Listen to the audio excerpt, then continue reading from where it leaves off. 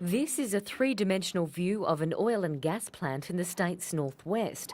These Gen Y gamers have created the virtual reality to help mining and resource companies save time and money. This is leveraging gaming technology, which is really quite far down in terms of their maturity, to be able to save costs and to do things in a more productive way. Australia's big resource companies are testing out the interactive worlds to remotely train workers on safety and mine site procedures. This 3D environment is teaching me how to safely work at heights.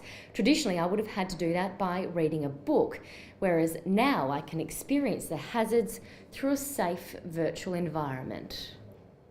It also allows managers to slip on the goggles and see what's happening on site in real time from literally anywhere in the world.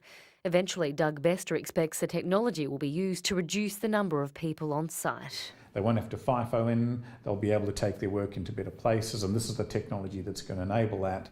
Mining techniques are also advancing. Perth startup Minnovare has developed a device to help better target drilling.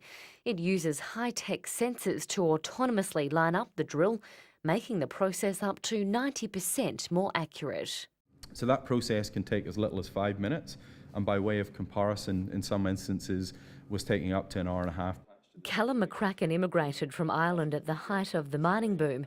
He and his business partner Mick Bilby came up with the idea after working on mines in WA's goldfields. Now their company is saving local miners hundreds of millions of dollars a year. For $1 that they would spend in renting the product, there would be a 3 to 4 times return on investment. The two companies are among hundreds of technology startups hitting the Perth market, many of which weren't traditionally tech stocks. We're seeing about a company list every 1 to 2 days with a new technology project. So a resource-based shell that's given up the ghost on their project and looking to try and bring a new technology to market.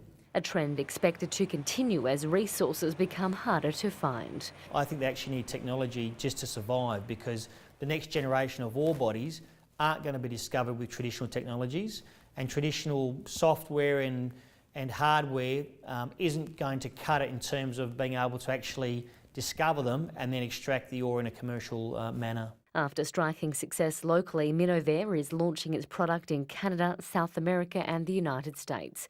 Catherine Diss, ABC News.